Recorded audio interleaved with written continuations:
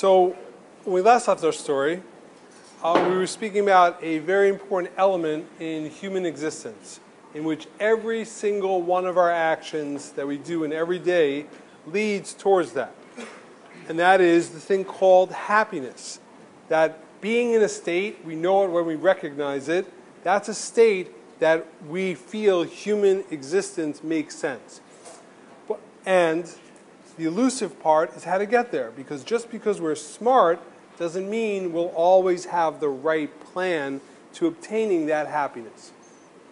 So the outline that we drew was the following, that it's indicative from the science of history that there's something up with the Jews, telling me a world gets together at a UN and the whole thing is about one tiny little nation, a bunch of Jews doing nanotechnology in Haifa. That's really the concern of the world forever, always. There's something historically up with the Jewish people. That's the science of history indicates that there's no way that it's random, all the trials and tribulations of the Jewish people, that rising and falling. It cannot be random, the history of the Jewish people. And the science of physics also indicates that the complexity of the world cannot be random. That a world that came out of nothing, where time began, where a big bang occurred, cannot come out of randomness. It indicates that there must be a purpose. And the science of psychology also indicates that there must be a purpose. Human beings are hardwired to be happy when we have meaning. And as we mentioned the last time, how could you have a meaningful life if life has no meaning?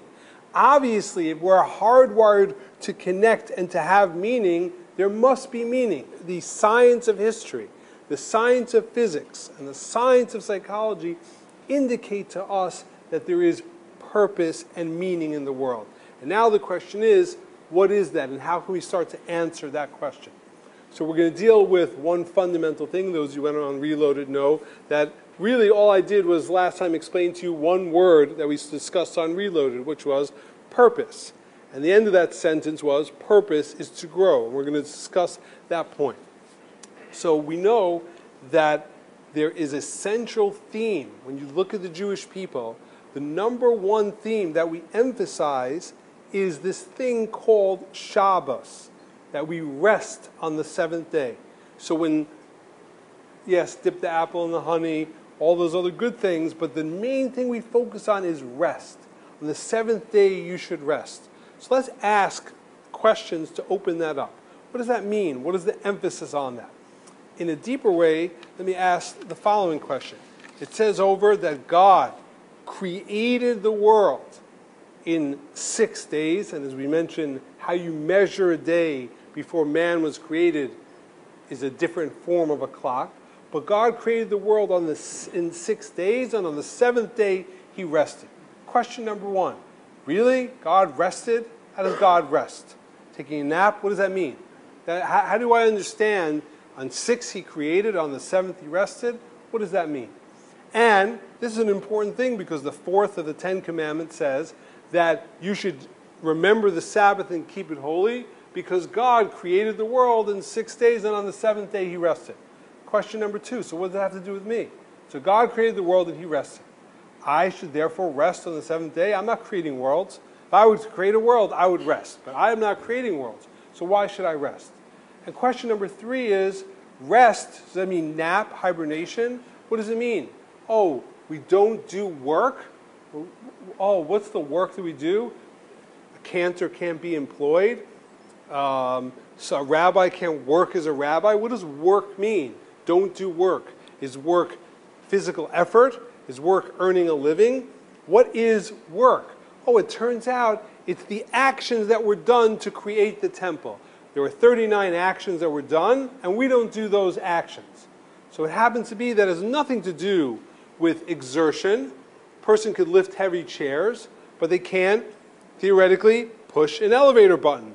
Oh, you can't push the elevator button. Oh, it's your day of rest. Oh, your finger doesn't want to go out. It's too hard pressing that. I'll press it for you. You rest. What does that mean? oh, don't press the elevator button, it's my day of rest. I don't get it. So what does it mean that God rested? I don't understand that at all. And, okay, God rested, but now I have to rest? I didn't create a world. And what does rest from work mean? What is the definition of work? So to answer this, to get it in a clear manner, it goes like this, is that when this is based on the works of the Maharal from Prague, who was probably one of the greatest thinkers of the past millennium, and he describes the following idea. What does it mean that God created the world in 6 days? God who created the world out of nothing, who could create a big bang, and prior to that there was no world, there was no time, created in 1 day or 14 days. What is the significance of 6? Says the Maharal, 6 is the number that represents the physical world. And that's because the main dimensions of the physical world, it's height, width, and depth. And when you measure height, you have up and down, 2 points. When you measure width, you have left and right. And when you measure depth, you have front and back. So the cube of a physical world always works in the number 6. And each point is divergent from each other. So when it says he created the world in 6 days, it means that God created a world. And that world has this realm called time, has physicality, a physical world. Physical is always represented by the number 6. Up, down, left, right, front, and back. But on the 7th day he rested, says the Maharal, it's not that he rested, I need to rest, but instead he put into this dimension of 6 an inner point. In the middle of these 6 points, there is a middle point that is equidistant to all those divergent points. So up, down, left, right, front, and back are all emanating out of a singular middle point, which in Hebrew is called the emsah, the middle point. The 7th day, when we talk about this 7th day, it means it's the inner point of the physical world that gives life to all of the realities that are around it. Now, this concept is what we know as our soul. There's no MRI PET scan to detect a soul. You can argue, and I cannot scientifically prove you wrong. You could tell me that you're a bag of chemicals with 40 trillion cells talking, and you will die, and you have nothing afterwards, just dark death, blankness. I cannot prove you wrong. I know in my rational intuitive logic, wherever that is, that inside there's somebody that lives forever. There is some soul that's inside of me. So my body is to the 6th as my soul is to the 7th. That innerness that I am connected to. And when I'm connected to that, that's a source of eternality. We are here. Why are we here in this world? What is the point? The point ultimately is that the purpose of creation is that we on our own finish the action of creation. That means we have all the tools and all the weaponry and the ideas, but we have to put it together ourselves. Because the only way you appreciate a reality is when you work for it, when you create it yourself. So we're here to take thoughts and ideas and to make them into realities. You have an idea, and you now follow up on that idea and you make that real. That's called, in Hebrew, taking something from potential and you want to make it into reality. Now, if you keep going on that, you just keep working and working and working, and you don't take a step back, or better said, you don't take a step in and to see everything in context, you will go crazy. You will lose your mind. You cannot, just like a human being cannot stay awake forever. You need to sleep. You need to rest. You need to connect within. So too, in the structure of the universe, it works in the tempo of 6 days we work, and on the 7th we rest. We mentioned that the word Shabbos comes from the Hebrew word shavas, to return. To return to where?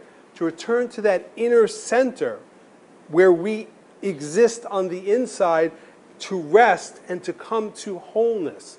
Ultimately, we'll go back after Shabbos and we'll work. And we can't say, Shabbos is good 1/7 of the week, I'm going to make it 2/7. I'm going to have Shabbos all week.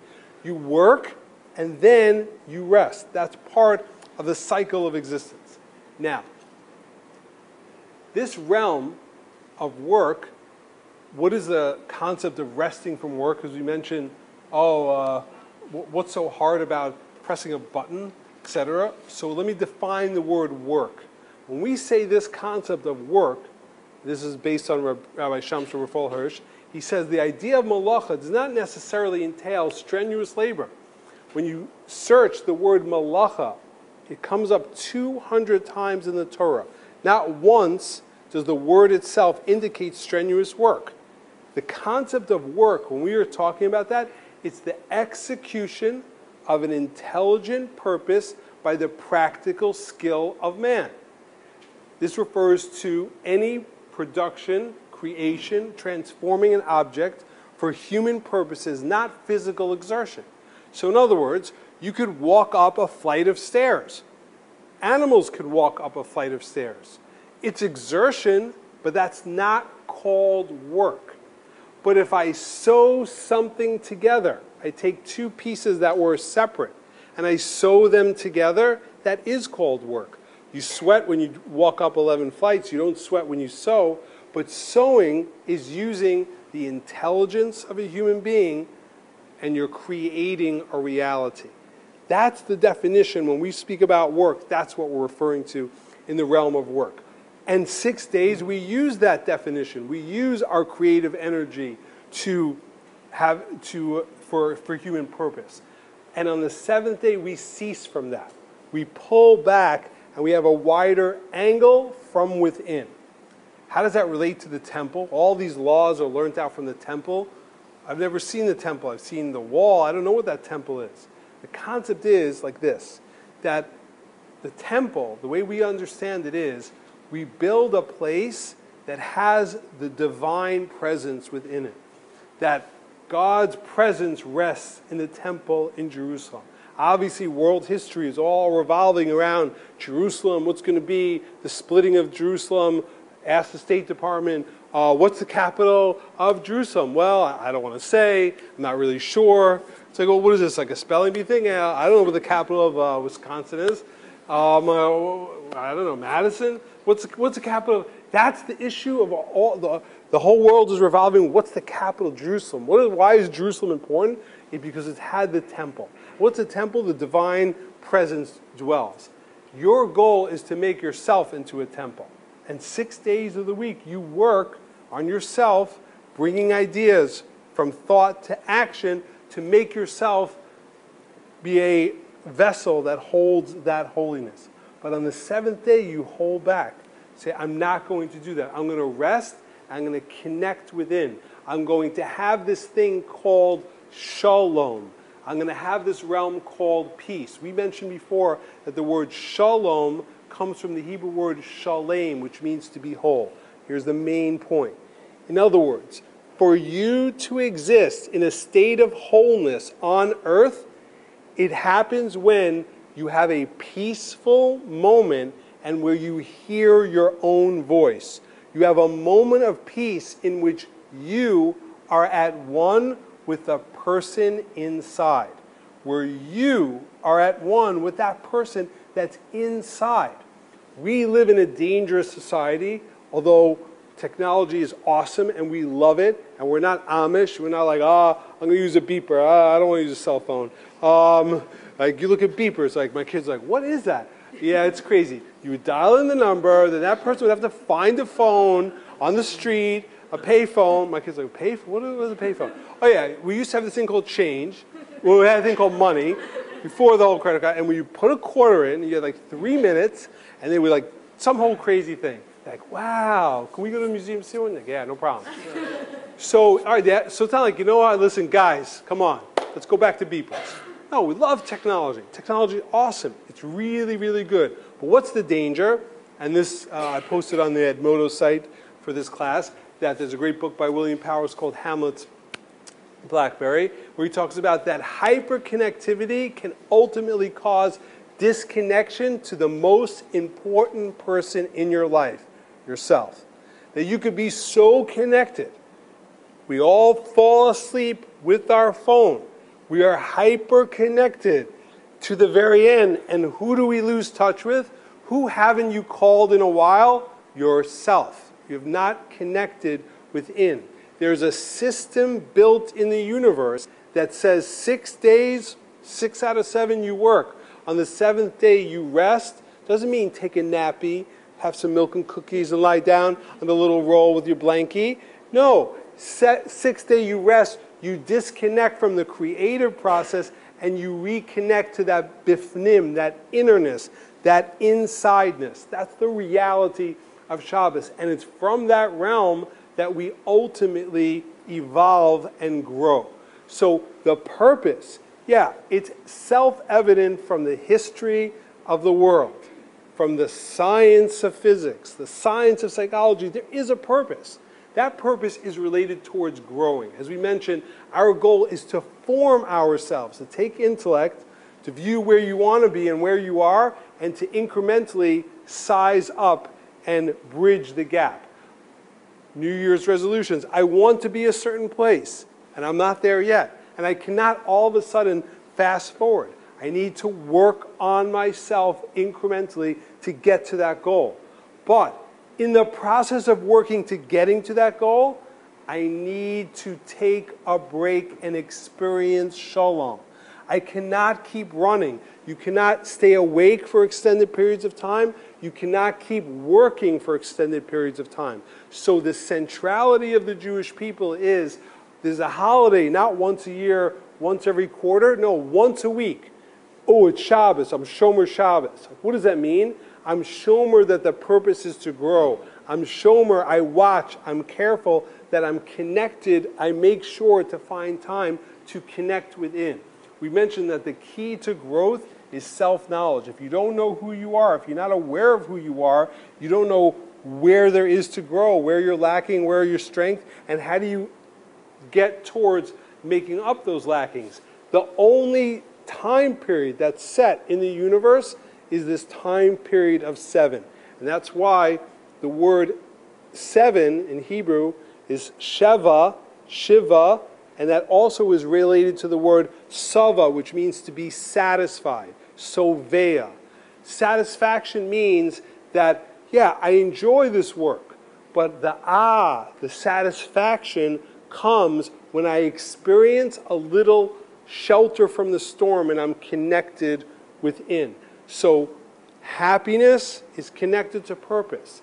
And we as Jews, whatever you believe personally is one thing, but we as Jews historically believe purpose is connected to growth. But, bold, italics, underline, the key element in the reality of growth is designated moments of resting, which means designated moments of shalom, of peace.